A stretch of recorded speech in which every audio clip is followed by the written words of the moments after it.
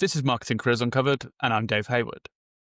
What's the biggest thing no one really tells you when you get that first big leadership title in marketing?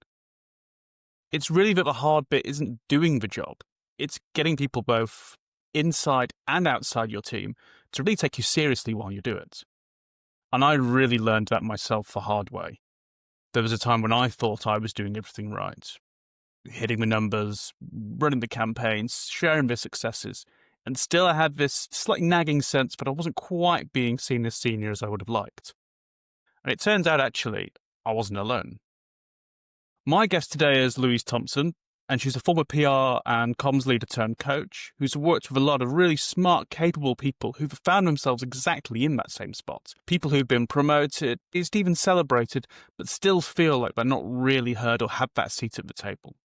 So today we're going to be talking about what actually builds credibility and leadership, and also what doesn't, why being brilliant at your job alone isn't enough, and how your language, posture, and prep really needs to change and shift. And really, ultimately, how to do all that without losing all the things that really make you, well, you. Louise, why don't you say a quick hello and tell us what you're up to right now? Hi, Dave.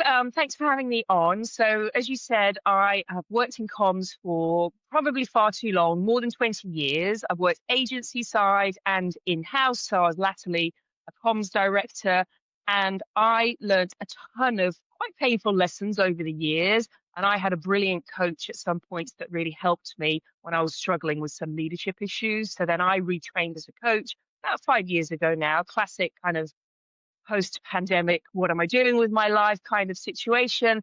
And now I coach, as you said, brilliant comms professionals all around the world, comms and marketing people who know that they could be great leaders, but aren't quite sure how. And that's where I start with a lot of my coaching. Marvelous, thank you. So let's start off by talking about this credibility gap. Yes. I think we can see those titles that we might get given, whether that be manager, head of, director. I think we can view them as a little bit of a passport within themselves to, right, finally, I've got that seat at the table. Right, I'm finally going to be heard. Yeah. Finally, I've got the impact and gravitas that I've always wanted. But that's often not the case. Can you recall any specific moments in your career where you felt senior in title, but not necessarily that translating into how you were perceived in the organization?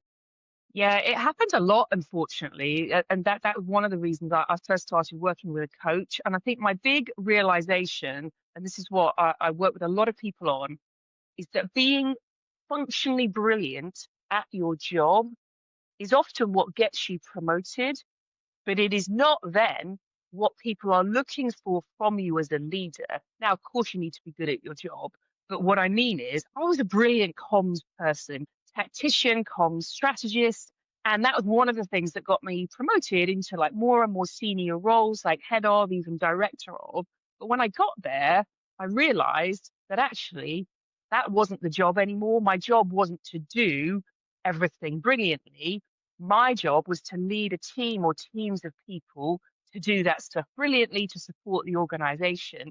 And to do that, I needed to think about my leadership skills and my leadership capability. But no one told me that. Maybe they did, and I just wasn't listening. I was just like, okay, great, I'm going to be a leader now. And then I finally realized, oh, well, I don't know who I am as a leader. That's number one. I'm not sure I know how to do it well, because I'm kind of just bumbling through this. And I'm not sure what my people really need from me. And I'm so tempted to kind of dive into stuff that they're doing and try and do it with them or for them, because that's my comfort zone. But that's not what they need from me now. And that for me was kind of the biggest gap that I hadn't realized, naive as it sounds in retrospect, but it happens to a lot of people, hadn't realized that being a leader needs its own set of skills. And you need to really think about that the more that you advance in your career. And how does that show up and manifest itself? What did you find was the reaction, or perhaps lack of reaction, that made it clear the way you were operating wasn't quite landing? Yeah, I'm cringing inwardly as you ask that question, because I've got too many examples, sadly, from my own career until I figured this stuff out. So for me, it manifested as not really understanding what the board or the executive leadership team really needed from me in order to show that my work and the work of my team in comms was actually making a difference to the things that mattered to the organization. So I would go in with these beautifully prepared and written communications reports for the senior leadership team. They would generally, this is why I'm cringing, kind of be full of like that comms jargon, the professional jargon that we all kind of use. I'd be talking about impressions, or I'd be talking about, cut through rates, or I'd be talking about the number of shares that something got. And then I'd be met with these faces from, director of finance, director of HR, director of strategy, which was like, what? Or even worse was like, okay, that's fine. But what does it mean? What does it mean for us, Louise, in terms of like these challenges, these business problems that we've got, or these opportunities that we want to maximize? Because I hadn't translated it for a non-comms senior audience. And I hadn't thought about what's the impact of the work that me and my team are doing on the stuff that matters. I was kind of caught in my own echo chamber, I guess. And that was tough, because it's tough to get that feedback or lack of feedback. If it makes you feel any better, I've done exactly the same, and I've just been mentally reliving. I know, exactly. You start cringing, you're like, oh no, I've done that. Yeah. It's that exact scenario, that exact moment, and all the air gets sucked out of the room. Oh my gosh. Yeah. At best, you spend half of the time trying to explain to someone what the difference between an impression and a session and various other bits and pieces are. And before you know it, you've actually gone way, way, way off kilter. And you're not then talking about the impact of what you've actually done and delivered. Exactly. And you've kind of gone into your comfort zone. And then it is obviously it's a comfort zone for any kind of one in any profession, marketing, comms, PR. There's a comfort zone that comes with talking about what we know and what we do. But then you have to think about, well, these people aren't communications or marketing experts. They don't need to be. That's not their job. That's not why they're there. We're all leaders of this organization with a common set of problems. So what I need to do is translate the work that me and my team are doing in a way that directly speaks to how we're addressing those problems, those challenges, those opportunities, because they're not there to get a masterclass in comms and marketing. They don't want that. They don't need that. They need to understand impact. And that's a different conversation. And it's a whole different language as well. Yeah, exactly. Yeah. And why do you think so many others tend to hit that wall when we move up into senior positions and are putting that? Because as we say, it happens time and time and time again. Yes. Why do you think that is? You know what? No one tells us. Like, no one told me. It's like when I got pregnant and no one told me, like, oh, this experience might not be the best for you. You might get sick. You might have. I was like, oh, no one told me that.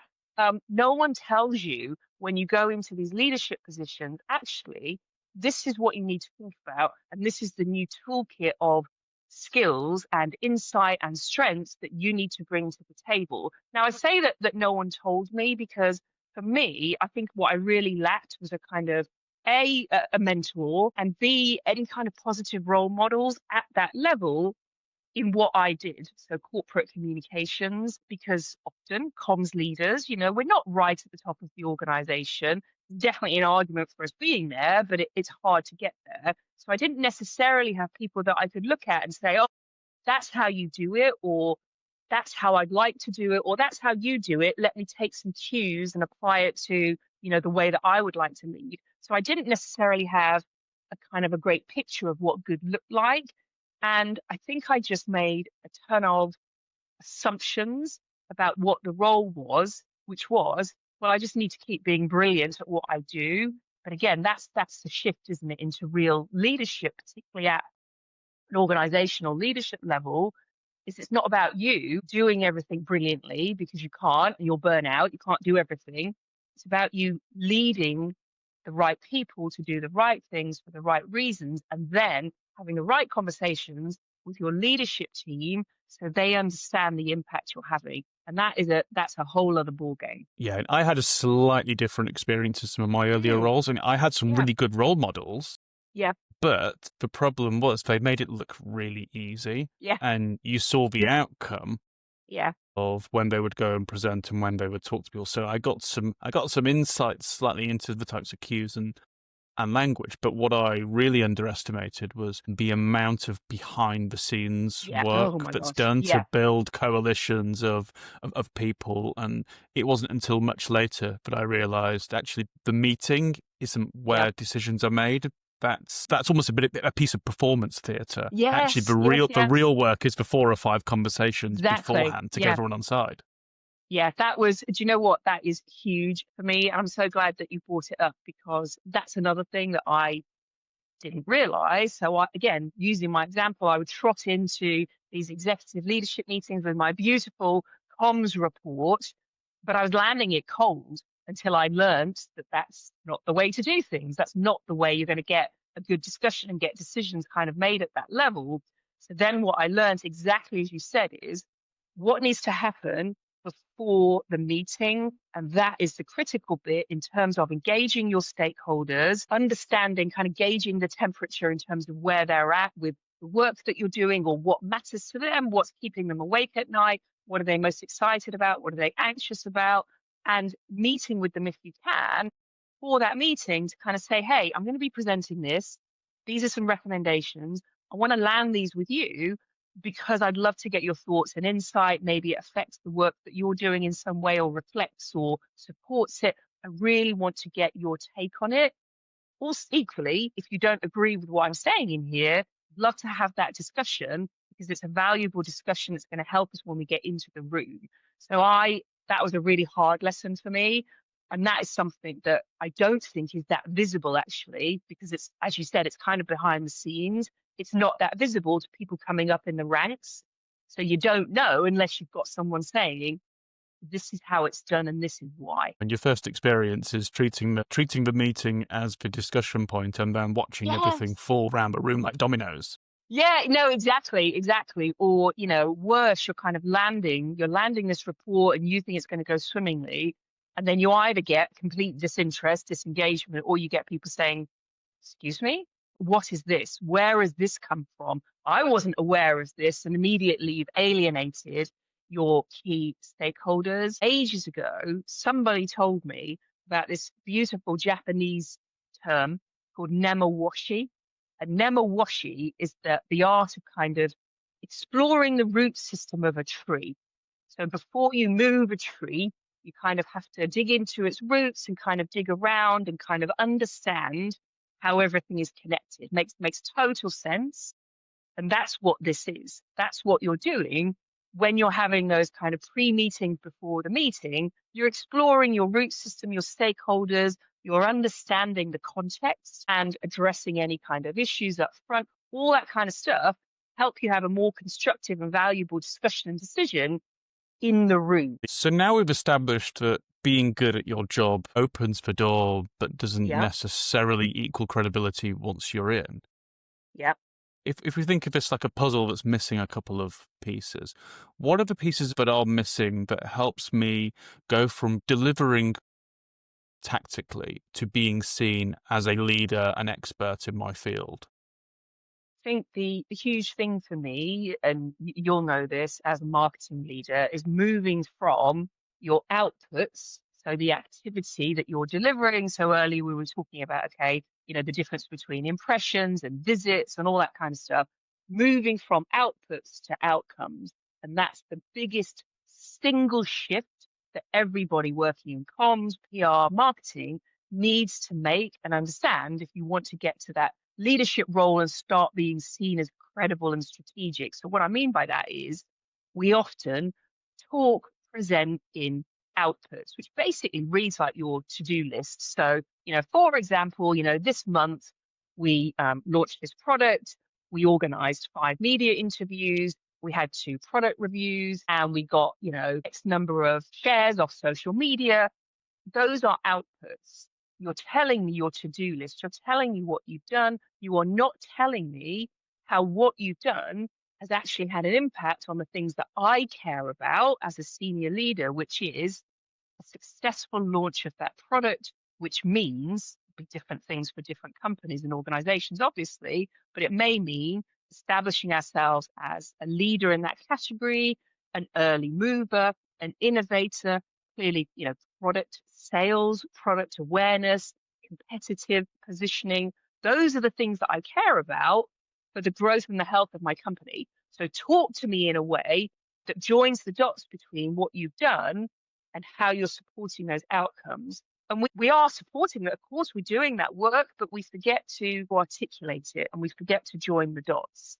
And then you're left with, oh, well, that sounds great, Louise, but I'm not a marketing, I'm not a comms expert.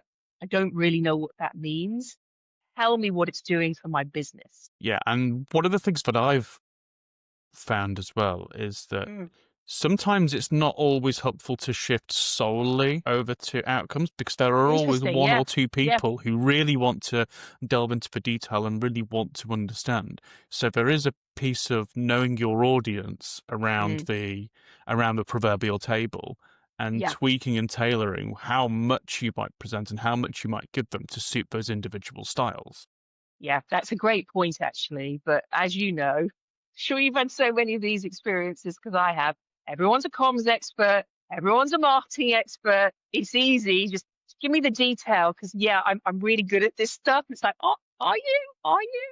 Like, I mean, I'm good at my personal budget, but I'm not a director of finance. So there is understanding your audience, but also then recognizing if I give people this level of detail, have they got sufficient understanding and engagement with the work that we're doing to kind of not just pick it apart, but actually then dig into, okay, I can see why you took this action. I can see why this is working. And again, I can support the outcomes that you are moving towards here. One of the things I personally found really helpful was just a bit of discipline around not inviting any feedback explicitly or tell me what you think. Yes. If you want to know the detail, I can show you some of the things that are happening. So here is, if you are interested in some of the outputs, here are the outputs. But it's almost like a muscle memory that I was trying to fight against to go, go and tell me what you think. So, well, actually, gosh, I know it's such a dangerous question, actually. When you think about it, it's a really dangerous question because it is so open that either you are going to get unsolicited, which is fine, but unsolicited total feedback that may take you into the weeds and actually not be that constructive or helpful, or you're not going to get anything because the question is so open that like, oh, it looks fine. It's okay. So you've really got to be much more laser focused, I think, with the way that you ask for feedback. Yeah, and an ops professional has never turned around to me and said, here's our onboarding plan, Dave, for new clients. Tell me what you think. Yeah, exactly. Yeah. I can sling opinions around till the cows come home, but they won't be based on anything other than a sliver of what I might pretend is experience. Absolutely. Yeah, I know. It's very dangerous. And you should never ask for feedback unless you really, really want it and you're prepared to kind of sit with it and accept it and explore it. And personally, this is something I've been thinking about on a complete tangent recently, is the art of receiving feedback, because a lot of people will say they want feedback on something, but they don't. They want validation of their ideas. And that's very, very different. And you've got to be really careful when you're asked for feedback or when you ask for feedback. What is it that I really want? So that's just a personal, I'm fascinated by that topic because I've seen it quite a lot lately. And I think it happens a lot in comms and marketing because we want to be open, we're people pleasers. Oh, tell me what you think. Do I really want these people to tell me what they think? Or do I want them to validate my ideas and my approach? And that's okay, but then I'm asking a different question. Yeah. It all comes back to me for knowing my audience. So treating my internal colleagues a bit like a customer group. Well, not a bit like a customer group, exactly like a customer group. Yeah. Perfect analogy, because they are your internal customers, your internal partners. Yeah, absolutely. Yeah, sometimes as marketers, we do a bit of a crap job of marketing ourselves and our work. Well, the irony. Yes, exactly.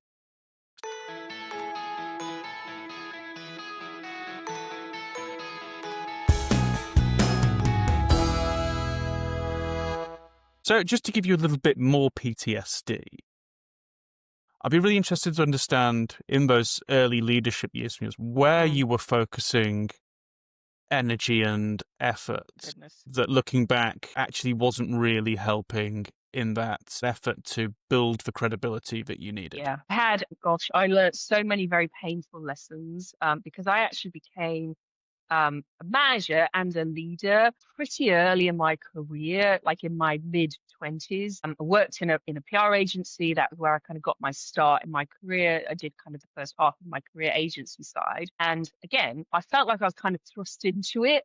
It was a pretty young agency. Everyone was pretty young, but I was suddenly found myself in charge of, a fairly big team, client portfolio, kind of the works. And I was stumbling my way through it.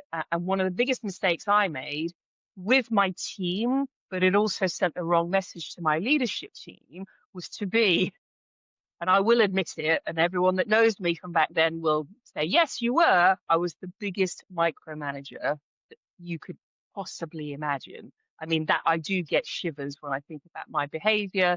I didn't really know any better in my defense, and I've learned a lot now. But I was a massive micromanager. I was very controlling, and that's because I hadn't learned the art of developing high performing teams, which is based in trust. So the biggest dysfunction of a team, there's a lot of great work out there. There's a piece I refer to often called The Five Dysfunctions of Teams by Patrick Lencioni. The biggest dysfunction of a team is lack of trust.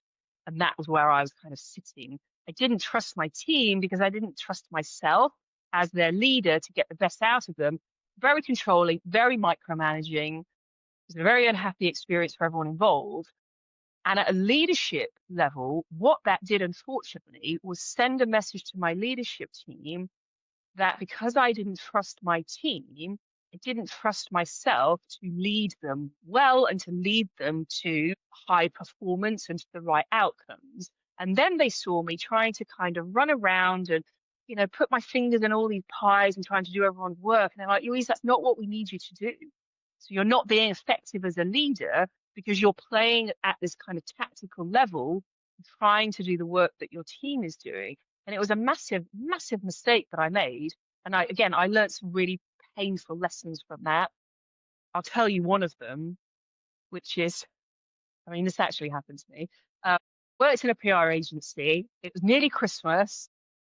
Because I was such a maniac about work, I had not taken anywhere near my annual leave allotments. So coming up to the end of the year, they're like, Louise, you've got all these days holiday you haven't taken. I'm like, fine, I'll take some holiday. So I took about 3 days off and I came back to my agency, like 3/4 of my team had quit, like literally while I was off, 3/4 of my team. And that was one of the biggest wake up calls for me. It's like, oh, people aren't happy. I better do something about that. So it's a digression, but that's a very raw, like I'm 48, like so many years on, like I still think about that. So that was one of the biggest things for me. The other thing was not understanding clearly enough what success looked like to me as a leader and not aligning that definition of success with all of my critical senior stakeholders. So I think there's this assumption that when you go into a job, let's say you've got a new job as a leader in marketing or comms, or you've got promotion, you've got a job description to work to, and you're like, great, I know how to do this. I know what this is. What you haven't done is actually ask the question of the people that really matter, but what does success look like for me? I know what I need to do. That's the job description. What does success look and feel like to you? How will you know I'm doing it right? How will I know I'm doing it right? And is that definition aligned? Because if it's not, you will merrily go on your way thinking, well, I'm doing all the right things and I'm ticking all these things off on my job description.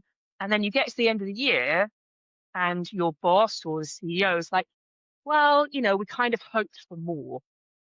Well, in what way?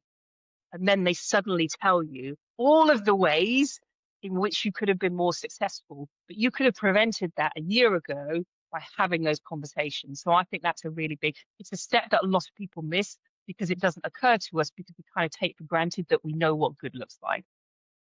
I think that's part of the mindset shift as well when you start to take these steps up. It's, Yeah. oh, well, no, but from nobody told me about this to, Yeah. Well, actually, I didn't ask. I didn't ask Yeah, and I that's didn't find such a out. That's my job to yeah. find out. Yeah. Oh, what a great way of thinking about it, because that's exactly what it is. Because we started this podcast today by me saying, well, no one told me about it. Well, I didn't ask. It didn't occur to me to ask the right questions. And that's a really powerful, I mean, it's a hugely powerful trait of leaders to be curious and curious enough to ask the right questions. And that starts with you and your leadership development as much as it does mean asking the right questions to help your company succeed. Just to go back to this micromanaging Yeah. piece, what's the difference between micromanaging and showing an interest in guiding and supporting your team? It feels like it's very easy to flip from one to the other. Yeah. Yeah. What is a really good example of micromanaging in action? Well, first step is ask your team or take a look at their faces, because they'll tell you, they'll be pretty clear about whether you're micromanaging or whether you're merely taking an interest. But the massive difference is when you are a micromanager, you don't trust your team to do what they've been employed to do and to do it well, or to do it to the standards that you have set for yourself and your team. They might be invisible standards, and that's one of the problems, is that you might be setting these standards and thinking, well, to me, this is what good looks like. But you haven't communicated that to your team. So they're working, they're doing good work, but you've set this kind of very, very high, impossibly high standards sometimes, which is also invisible to your team. So that's one of the biggest kind of signs. And obviously the remedy for that is to work with your team, kind of produce this team compact, if you like, of behaviors and standards, and say, what does good look like to us and why? Can we agree on that? So that's one thing, is not communicating what a good outcome looks like. The other thing is just, you will know it when it happens if you are being micromanaged, and I know a lot of people have, is that your manager will not let you do the thing that you've been employed to do, the thing that you are best at, without constantly checking in and asking you questions and asking how you're doing. A really classic behavior of a micromanager is setting a deadline or agreeing a deadline with someone on your team. So let's say you've got to produce the first draft of this report or this white paper by Friday morning at 9 o'clock. So you've agreed that deadline for the first draft. Ideally, as the manager, you have agreed with this person, this is what good looks like. I'm here if you need help. Have you got any questions for me? Person goes away to work on that. Wednesday morning, the micromanager is, oh, how are you getting on with that? Yeah, how's it looking? Because I'm aware, we've got this deadline.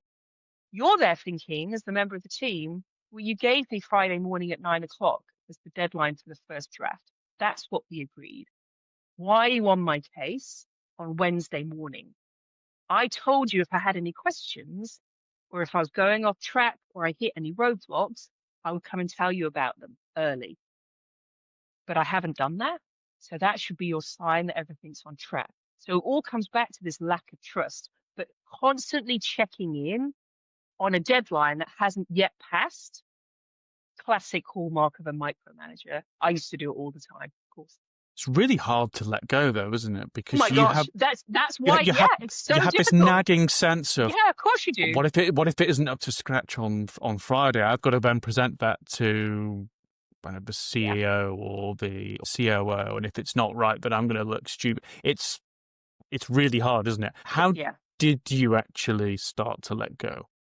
Well, I think it is really, really hard, and often micromanaging behavior from managers and leaders, actually any kind of not great behavior at that senior level, is usually driven by that person's anxiety or worry. It's not because we're inherently bad or unpleasant people. It's we've got some anxiety. And in your example there, Dave, you said, well, the anxiety is I've got to then go and present this to the CEO. So I need it to be at the standard it needs to be. So if you go all the way back to the start of that process, it's about agreeing up front, what does good look like and why? Can we agree on that? Here are the standards.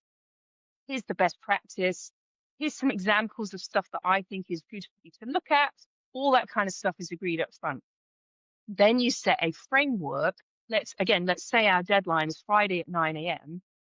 you may set some milestones in that framework with that person to say, because I've got to present this to the CEO and, you know what I'm like, I'm a worrier. I would really appreciate a check-in on Wednesday morning. It's not a chasing thing, but for me and what I need to think about with the CEO, I would appreciate a brief check-in with a progress update. Is that okay for you? And then you've agreed those milestones, and then everyone's very, very clear on what's happening when. So it's all about this framework that you agree up front. And that's the work that a manager or a leader needs to do, is be thinking about that and setting that up so that then the person doing the work is set up for success, but also feels empowered. Yeah, so I know exactly that you're going to come knocking on my door on Wednesday, and it's not like, oh Yeah, God, here comes Louise again, exactly. Yeah. up in my grill. As the kids say, yes, exactly. It's been agreed up front, and you're like, that's fine. And I understand why Louise wants to do that, because I understand she then has to go and present this to the CEO, and I can empathize with my manager because yeah, that's quite a big thing.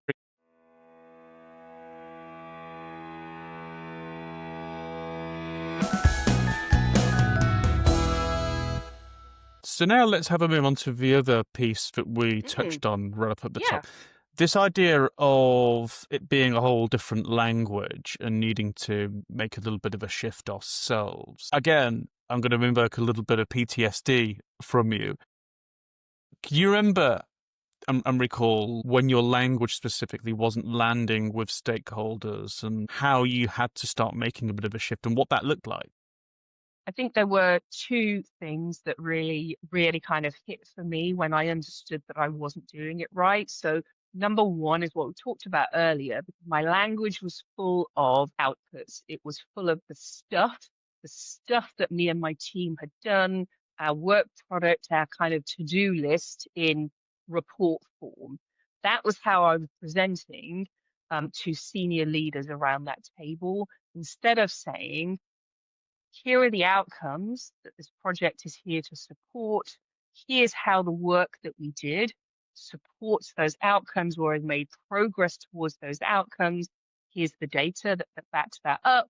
And here's why I made those decisions, or here's why we made those decisions in order to reach this outcome or this objective. So it was shifting my language from the tactical to-do list to showing my workings in terms of the strategy. So here's why we took that decision, because this was the context, this was the challenge, and here's how the tactical work that we then did has landed to support those outcomes. So that's number one. The other thing that I learned really quickly is that you need to get to the point. You need to be concise. You need to get to the point quickly. Now, the irony is, as a communications leader, I would have said that me going into a board meeting and presenting was like, oh, of course, this is what I do. This is what I'm great at. I advise people on this all day long. But actually, it's a classic case for many of us. I'm sure it's the same in marketing, where the cobbler's children are running around with no shoes on because we don't turn that lens on ourselves. So I was turning up to very, very long board meetings, very, very, very busy executive leaders who had a ton of stuff on their minds. The stuff that I was presenting was like maybe one tiny part of it. And I would get there and I'd do the classic slide presentation. Let's start by setting up all of the context. Here's the landscape. Here's the lovely kind of supporting data. Here's what other people are saying. And then you get into your stress, finally get into your strategy. And then you spend a lot of time on the tactics and the ideas. And then finally, you get to the results or the impact or the outcomes. One of the most valuable things that I learned, I coach it all the time, is using something called the Minto Pyramid instead. So the Minto Pyramid, executive communications tool framework, it was developed by somebody called Barbara Minto. I think she was a McKinsey consultant. It helps you get to the point. It basically inverts your classic way of presenting. So instead of starting with all of the context and building it up, finally getting to your point, you start with the outcome. You start with your recommendation. So here's the recommendation. that I'm going to make to you today about this piece of work, or about how we move this forward, or about how our recent work has supported this objective. Here it is. Here's the outcome or the impact. Immediately, you've got the attention of the people in the room who are time pressed, very busy, thinking about a million other things. You've captured the essence and the impact of what you've done. Then you can go into, and here are the supporting data points, because I know you need the evidence. And then if there's time and there's interest, and I'm sure there will be, or they ask a question, you can then fill in with your context, the supporting arguments, all that kind of stuff, which usually comes at the start of a presentation, doesn't it? But actually that stuff is now going at the end. You're starting with the outcome or the impact, and then a couple of things will usually happen.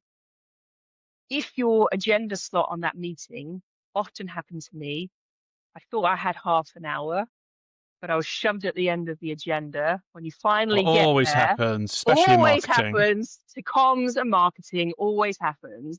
You finally get there, everyone's running over, everyone's tired, everyone's restless, everyone needs the loo. And they're like, Louise, you've actually got 5 minutes. Okay, no problem. In 5 minutes, let me land the key recommendation or the impact with you. And then they can ask questions if they want. The other great thing about the Minto Pyramid is, you know, that great phrase, take it as read. Well, that's it, isn't it? In senior meetings, there's usually pre-reads, there's papers you circulate before the meeting. So they've got that context, they've got all that supporting information. It's there at their fingertips in their meeting packs. If they want to dive into it further, they can. If they want to ask you further questions, they can. If they want to follow up with you outside of the meeting, they can. But you haven't lost your opportunity to land your key points. So that was a absolute game changer for me.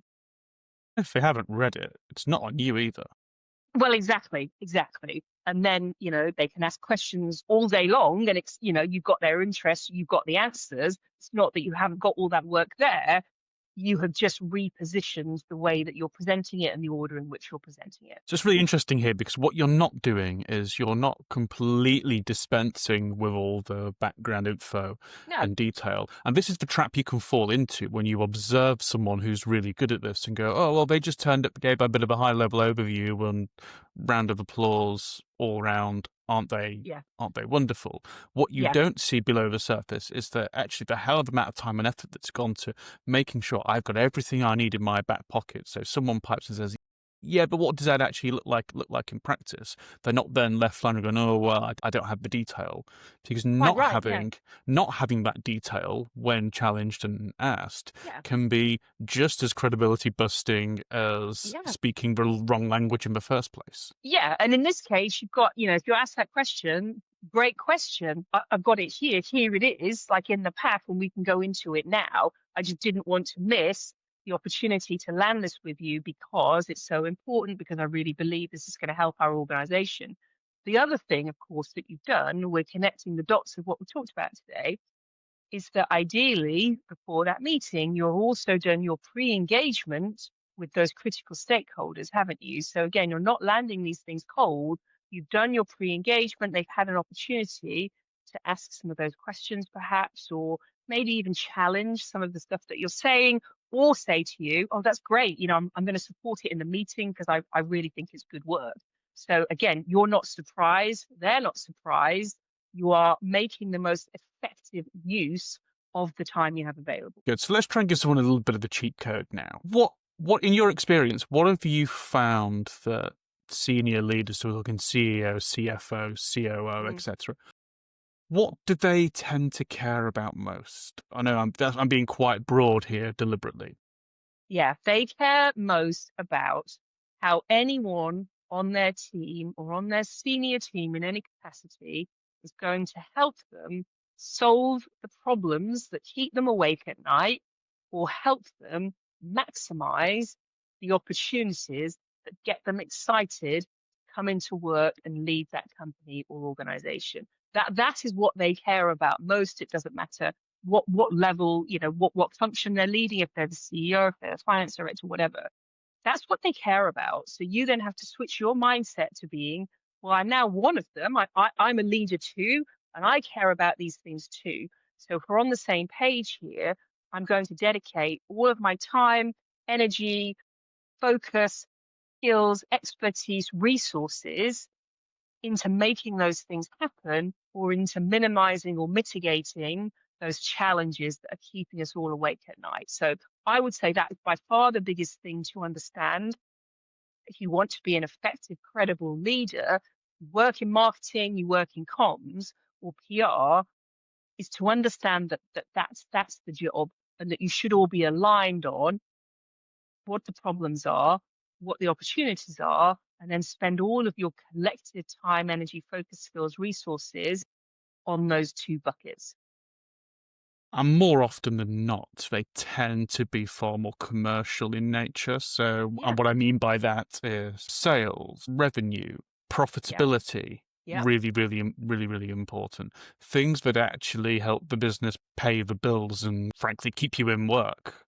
yes, Nothing else, everything else always tends to fall a little bit by the wayside. I mean, going to any board meeting, what's the first update that tends to come out? Financials. That yeah. tells you all you need to know.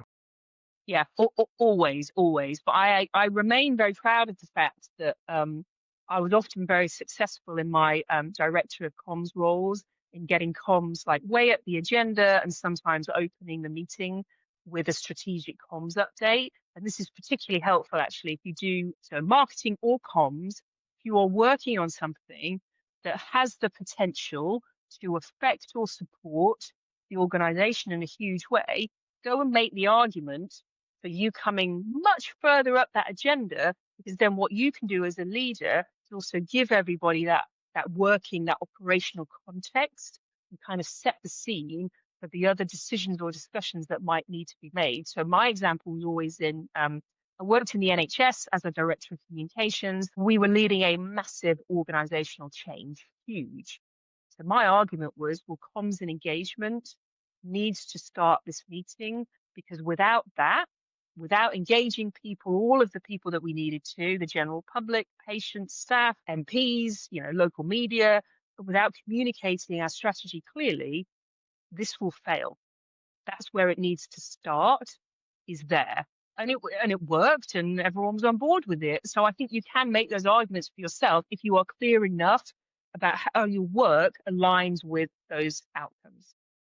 So now I could listen to all this so far and end up putting together a version of how I might need to present, act, and Yeah. behave, but end up stripping away my own personality in the process. Mm, yeah. How do you strike the balance between being yourself, being, I hate Mm. this word, authentic, but you kind of know what I mean here, but still being effective and credible and leadery?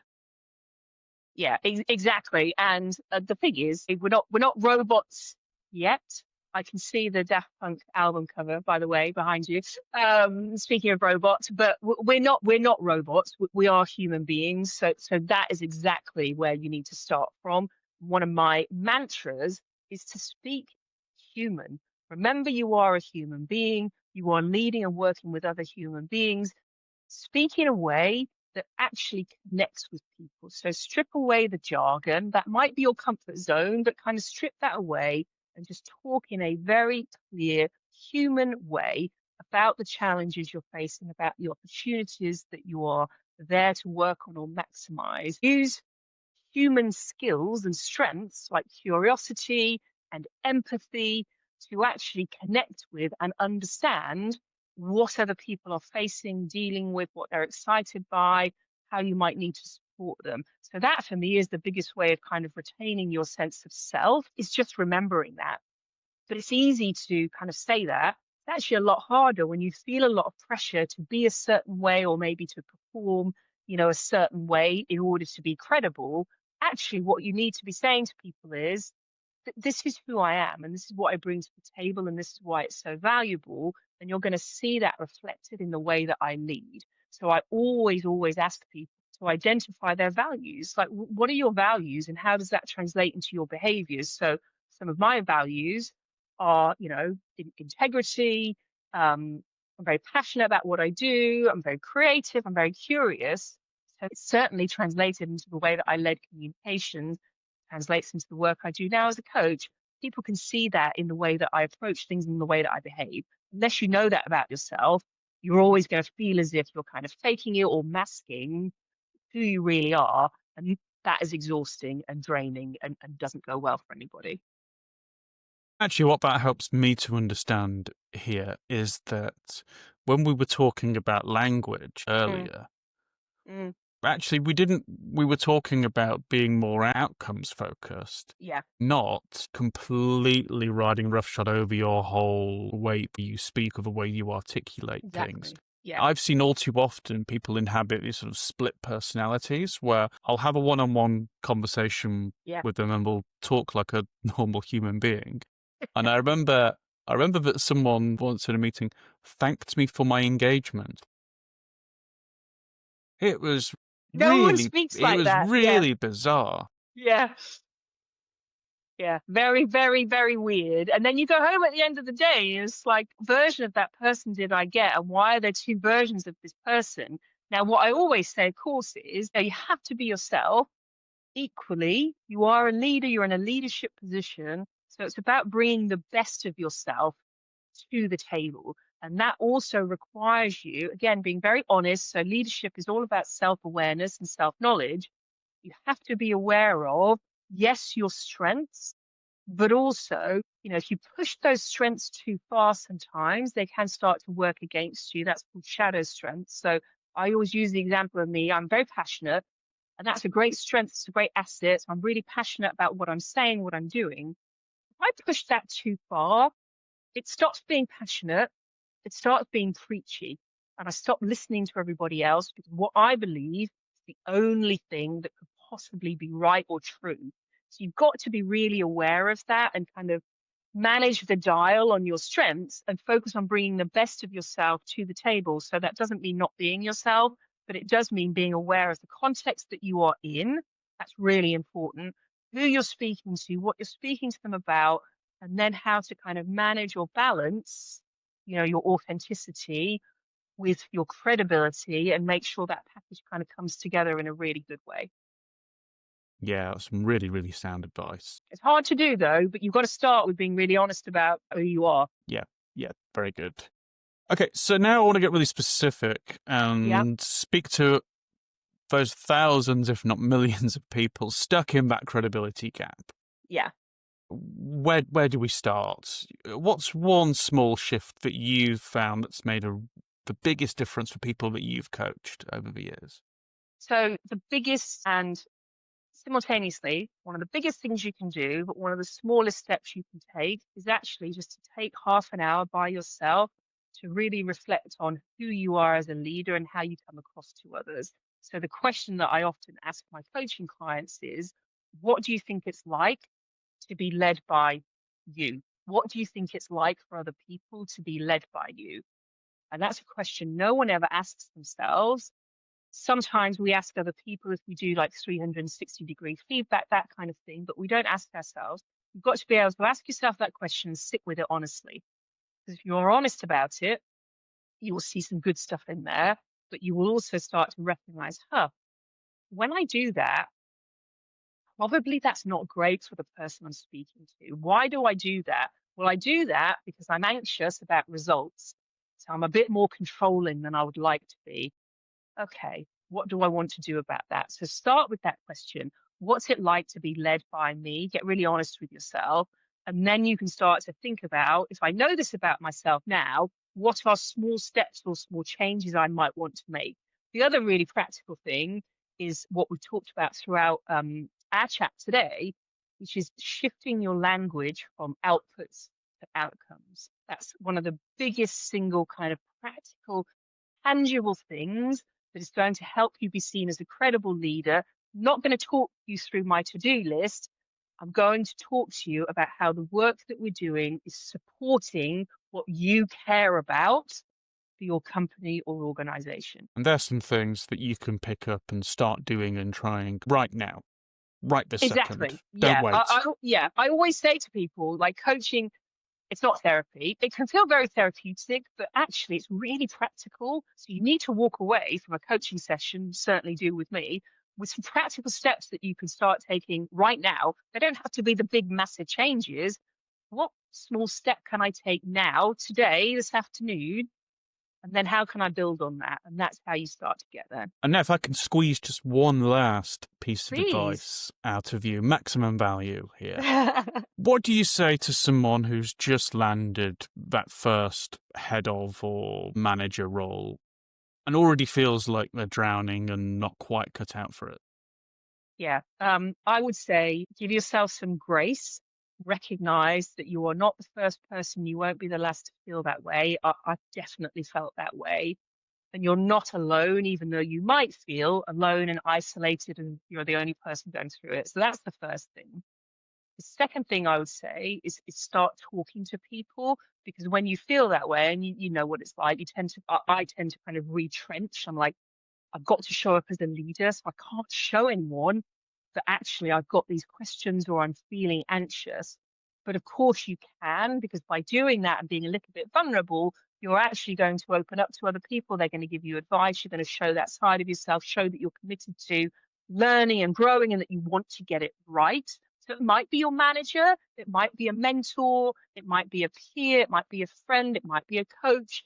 Find somebody that you trust, that is not going to judge you, that you can actually have a little bit of a conversation. This is how I'm feeling, and I just want to share this with somebody, because sharing it with somebody is going to be my first step to then thinking about what I can do to shift it. And generally, you will find that people are incredibly supportive.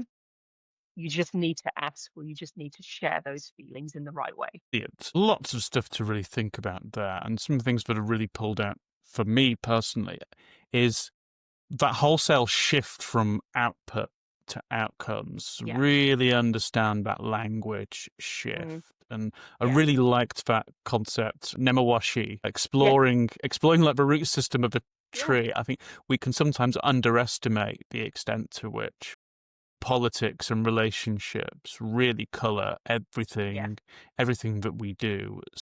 Understand what you need to do, where you need to build relationships and coalitions of people. You're not going to win absolutely everyone over, but if you want to be truly outcomes focused, who do you need to have on side and how do you need to bring them on board?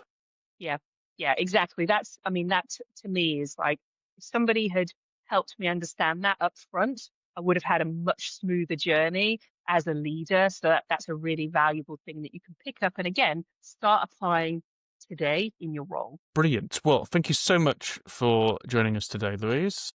Dave, it's been great. I hope that it's been useful. I probably bared my soul a lot, but it's all in service of helping everybody else have a better experience. So I'm fine with that. Yeah, sorry for the PTSD. You can go and have a little bit of a lie down. I will have a little lie down in a darkened room now. Brilliant. And thanks to you as well for listening. If you enjoyed today's conversation, don't forget to subscribe for future episodes, leave a review, preferably a nice one, or share with your friends and colleagues who might find this useful. See you next time.